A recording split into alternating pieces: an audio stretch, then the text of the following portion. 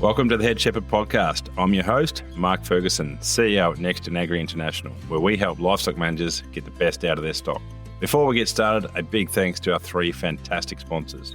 Allflex, part of MSD, perhaps better known as Cooper's Animal Health in Australia, offers one of New Zealand and Australia's largest livestock product portfolios with a comprehensive suite of animal health and management products. Heineken is a one-stop shop for wool harvesting and animal fibre removal. The Heineken team have a deep understanding of livestock agriculture, backed by Swiss engineering and a family business dedicated to manufacturing the best. ProA Livestock Equipment have been delivering industry-leading livestock handling systems to producers across Australia, New Zealand and beyond for the last 25 years to improve on-farm safety, efficiency and profitability.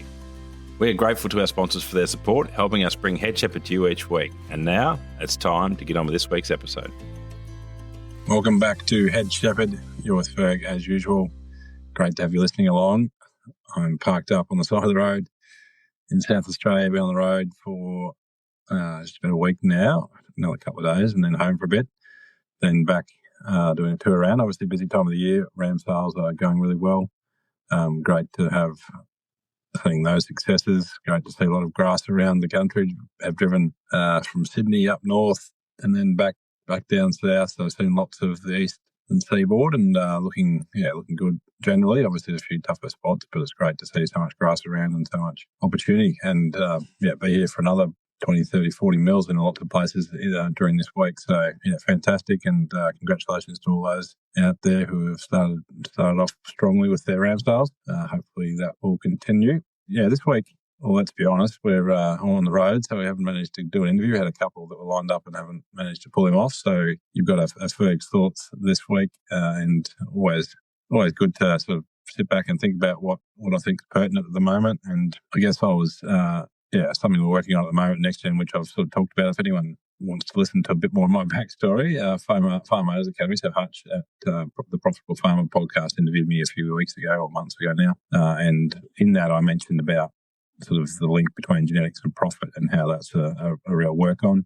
for us and something that we've definitely moved since then. Really, I think I've spent most of my career sort of talking about the value of genetics, but we haven't really ever put that into real dollar terms for people, and I think that's an error or something we need to sort out anyway. It's kind of easy to know that you can improve production or improve health or make those changes, but turning it into dollars is a bit challenging, and I want to talk through that today because I think that's a challenge that we need to all understand, because there's lots of sort of partial profits that we hear bandied around the industry, and I think it's important that we consider actual on-farm profit when we're thinking about genetic change.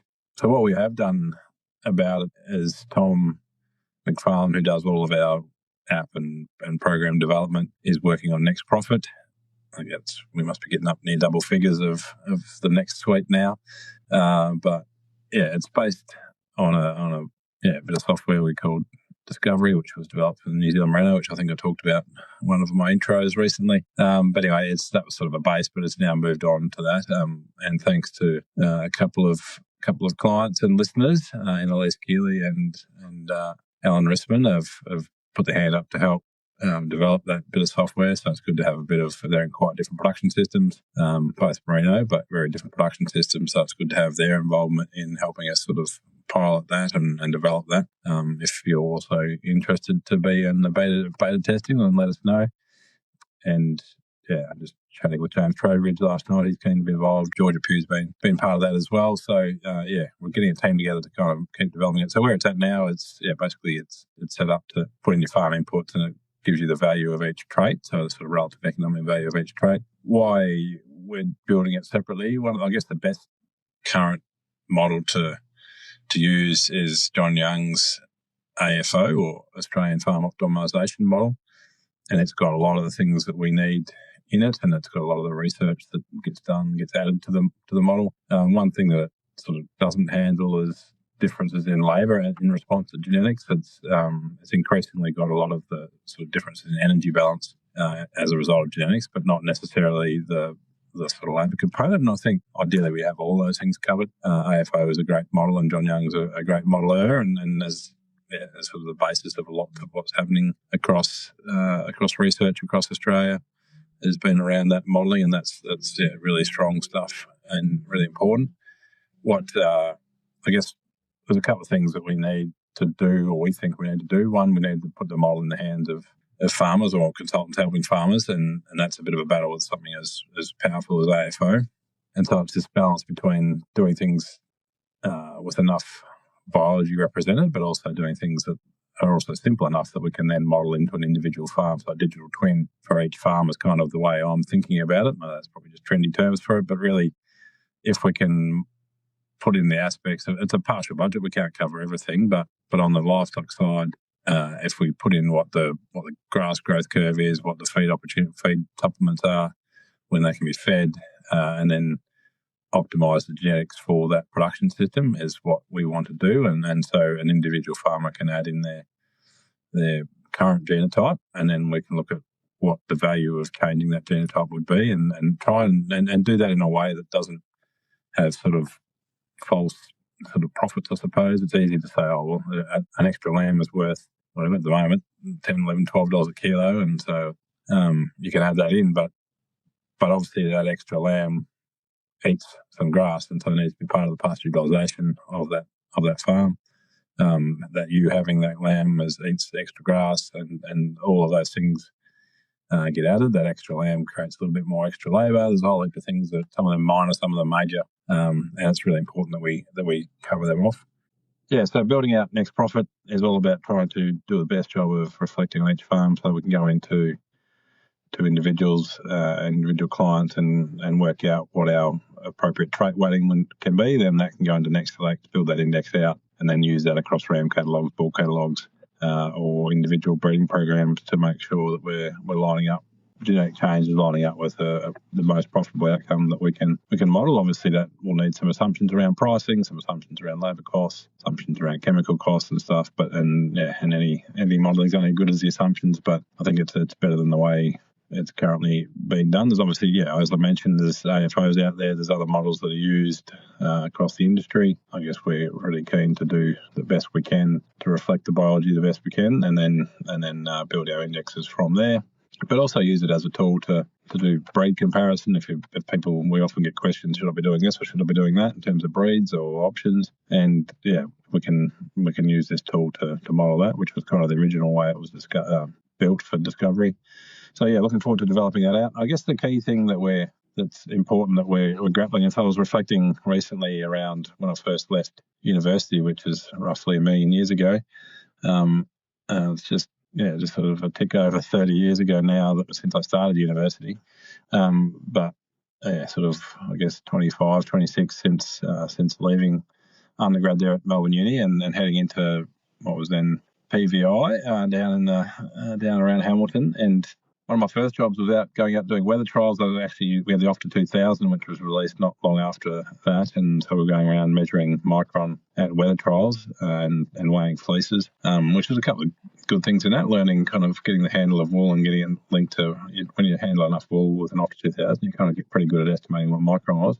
Kind of lost all that skills now, but we were out there measuring animals in weather trials. One of my other jobs was setting up progeny tests on farm.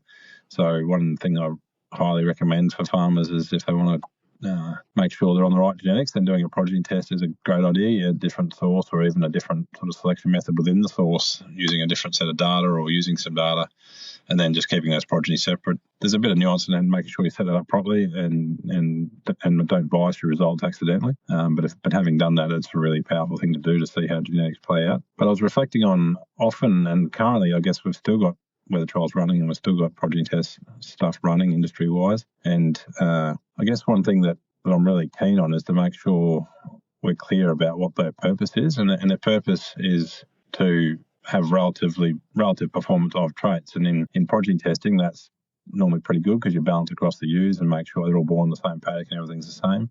Weather trials are a bit more tricky in the sense that you can have unknown environmental effects on the weather team that aren't due to genetics. So if they happen to be from a low reproductive bloodline, and so there's lots of singles in there, then you end up with more cut and lower fibre diameter than you would if there was either twins in there.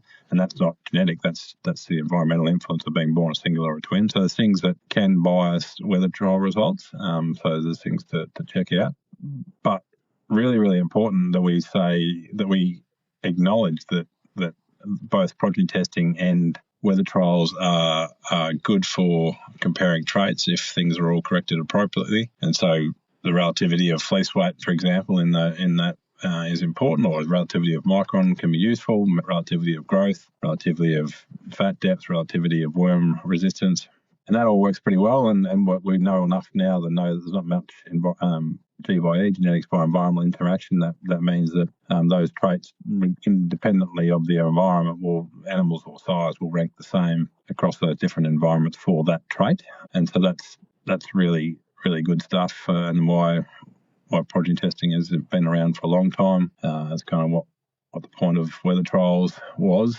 I guess the thing where it becomes a bit of a concern is when if we attempt to turn these things into profit. Obviously, weather trials, they don't have lambs, so even in a wool production system, half the income at least, and a lot of times it's more like 70% is coming from lambs, and the big driver of that meat component of that as enterprise is the actual reproduction. Obviously, the more lambs you've got to sell, the more money you make, so the meat component of making money across sheep is mostly reproduction, and so that's a challenge in weather trials. But the other challenge is when we try to correct those animals to a standard kind of reference weight, and what we see is that often people will try and convert to a DSE, a dry sheep equivalent, and that gets you a part along the way. But what we've learnt, I guess, recently in the GPEP project that Murdoch and AWI supported, and as part of the MLP project, the Merino Lifetime Productivity Project, and that he's been doing that modelling and that checking, is that the metabolic cost of weight is different depending on the genotype. And so when we're just correcting for body weight or live weight to the 0.75, as we've sort of had our metabolic weight, this sort of equation, what that hasn't taken into account previously is that weight isn't all the same in terms of its metabolic requirement. And that gets us to the whole point, I suppose, of when we're shifting from let's use this information to rank size or groups of animals across traits to let's now estimate profit from these individual animals. It really can't be done accurately unless they're actually in farmlets. So if you're, like in theory, you'd need if you've got 15 sides being compared, they'd all need to be running in 15 paddocks equally exactly the same, because there's things that their genetics do to the environment or do to what's available that is sort of directly linked to that sire group. But if they're running with another 15 sire groups, that modification to the environment or that impact on the environment is taken up by someone else. So I'll go into a bit of detail. If you've got a genotype that wants to maintain high condition score just genetically, and there's plenty of them out there, but you're running in a group with others that aren't the same, but the job of the manager of this group of animals is to have them all in condition score 3, all of a sudden you've got a group of progeny from a sire that are running in condition score 4, others that are in 2.5, but you're not optimising that management of those animals to the best of that genotype, which would happen on farm. Normally you've got that genotype on farm and you manage to that genotype, whereas when you go into progeny testing or into weather trials, you're managing to the mob, and the individuals individual genotypes within that group don't get to express their full value in terms of profitability. It does express their relativity for each trait. I've clarified that hopefully, but it doesn't give you an indication of profitability, because to work out how profitable they are, that you would need them running on their own, because that is then the grass that they ate yesterday is not there today. Whereas if you're in a progeny test scenario, the grass that you didn't eat today will be gone because some other progeny group ate it yesterday or whatever. I saw recently a paper around just selecting on worm head count, and there's been some work done by Johan Grief and John Carlson back in the day in WA, where they did do it in farmlets, our worm head count or worm-resistant animals, because one of the challenges we see if you want a worm-resistant animal with the mob, like with a group of other sires, is often they're having to crank up their immune system to fight worms, but it's not worms that would be there if they were running on their own, because it's worms that are there because they're running with less resistant sires. So what they in that work showed that if you put a fence between those sires, now your worms aren't, you're controlling your own worms because you're the worm-resistant genotype, and therefore they're not there in the environment. And so there's a paper I saw the other day, a 2 kilo increase in weaning weight from the animals that were worm resistant with less drenching than the ones that weren't worm resistant. And But if you put them in the same mob, that might go the other way because that animal's fighting the worms for other animals, and therefore might be impacting milk production and therefore weaning weight. So that's a really good example. The one that I think is really important when we start talking metabolic live weight, and this is where GPEP has been working, is the value of what's the metabolic requirement of an animal and how do we best estimate that. And it kind of seems obvious now we've thought about it properly, but haven't really thought about it in this way before, I don't think anyway, is that the actual metabolic sort of requirement of an animal is a result of its lean tissue. So when you're looking at an animal, it's obviously got bone, muscle, tissues and fat, and it's the lean tissue, so muscle and organs that is metabolically active. So it's in what we call protein turnover, so it's being rebuilt all the time. So your cells are being broken down and rebuilt and put back together as part of maintaining health. And that's a metabolically costly thing to do. So our actual metabolic requirement or our maintenance requirement for an animal is its total of its lean tissues. Fat, on the other hand, is pretty much metabolically inactive. It's not much water. It's mostly fat, triglycerides, and it costs almost nothing for those cells to maintain themselves because that fat's just sitting there in storage, costing basically zero energy to maintain. And so if we think of two different genotypes, one that is higher proportion fat than the other, and we're using live weight as our way to work out what their maintenance requirement of those animals are, which is what's typically done in converting these things. The animal with more fat to lean ratio is actually using a lot less energy to maintain weight because it's actually got less of its total body weight is lean tissue versus that animal that's low fat and has a higher proportion of lean tissue and organs. And so they have a very different maintenance requirement, and we've shown that with the work, the GPEP work, that can be up to 1.5 megajoules of energy per day different in thigh groups. That was because they've got less fat on board. They're actually requiring more energy per kilogram of live weight to maintain their weight because they've got more of that protein turnover happening, or proportionally more of their cost is. So very different animals, and if you run them in the same group, they get to express that differently. Well, each doesn't get to express their superiority properly, and then if we run them together and then we make assumptions about profit from that is really high risk because a big cost of those animals is their maintenance requirement. And if that's very different, like 1.5 megs across a sort of 8 or 9 meg average is actually a significant proportion of energy different across a flock in terms of how much energy they're acquiring. And so I think really important that when we're seeing things like weather trial results or progeny test results, and then we see people start to try and turn them into profit, that this stuff is considered. And so far, in reports I've seen, it hasn't been considered. John Young is right now working on that stuff. I know I've been saying that for a long time. Hopefully he'll be finished soon, which will properly account for these fat tissue differences. And that's certainly a really important thing that we're doing with neXtProfit, is to the best of our ability, making sure we correct any work we're doing actually has the value of fat in there, has the value of what, or the maintenance requirement being generated is based on lean tissue as best we can estimate from information available. And I think that's really critical going forward. If you're looking at data, and if you're looking at relativity across progeny test results, across MLP, across weather trial results, and we're being told things about profitability of animals, think about how much of the partial budget is actually covered in those results, or is it just a component of it? Does it have all the things necessary to generate profit per hectare? And I think that's really key. What's also key is that we can try and do that, and that's what Youngie is doing, to try and have some correction factors. But I think key take home is weather trials, progeny tests, awesome for working out relativity of traits between groups. Do have some issues if you've got difference in single and twin ratio in either of those things, because that will influence in your wool traits mainly, not other stuff too much. But that's pretty key.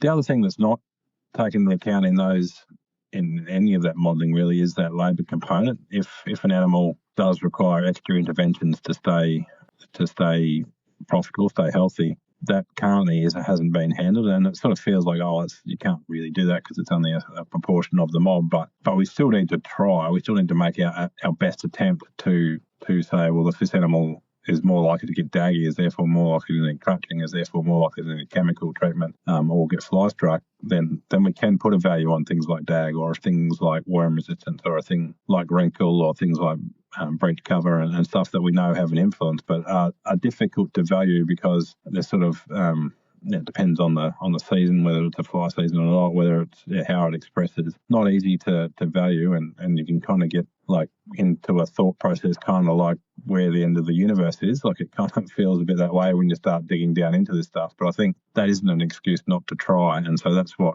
we'll be doing in neXtProfit and trying to have that value, because I think it's really critical that we think properly about what the value of genetic change is, and we have really clear signals around that it's worth this much and which traits balance out to make the most profit. I think it's really interesting, and you can see things like recent MLP project releases that have been around how fleece weight's the most trait linked to profit in all the things measured in those trials. And then I kind of consider, well, if that was true across the board, independent of other stuff, there would not be anyone running composites. There would not be anyone running shedding sheep. And there wouldn't be, and if we looked at benchmarking, everyone running anything that grows a valuable fleece would be sitting at the top, because that's the biggest profit driver. And we know that isn't the case. There's pretty much, you can run any type of sheep you want and be within the top 20% of benchmarking sheep production systems if you do what you do really well. And so that tells me straight away that there's nuance in here. There's not just,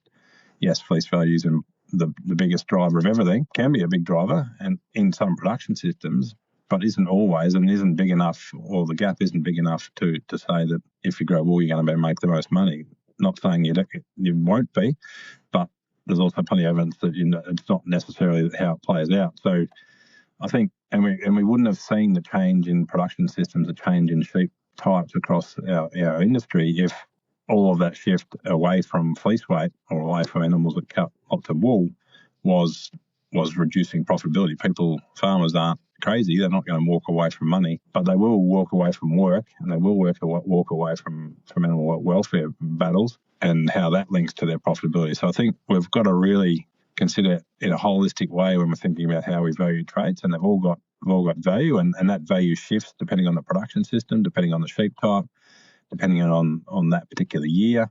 And so, there's a heap of detail in there, I guess, and something that really intrigues me, and something I'm really looking forward to doing more of with neXtProfit is to help individual enterprises work out what's driving their particular profit, compared in an apples with apples way, making sure that we're taking account of these body composition differences, we're taking account of these welfare impacts, we're taking account of these labour impacts of different traits, and trying to make sure we build the much touted sort of balanced animal is what we're talking about. Obviously, lots of this chat's been a bit merino focused, but I think the same is true in terms of in all production systems. Like, how is body composition being considered? Is that being considered properly? How are our welfare traits, are they being considered properly? Because I think they're really important things as we go forward and develop new and better indexes.